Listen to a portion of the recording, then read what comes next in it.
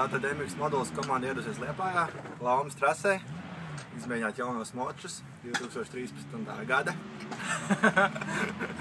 Un te ir Dāvis, sēž man blakus, kurš tikko atgriezies no Amerikas nometnes.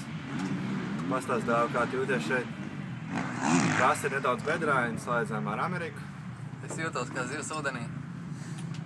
Kā tas ir? Ļoti kolosāli.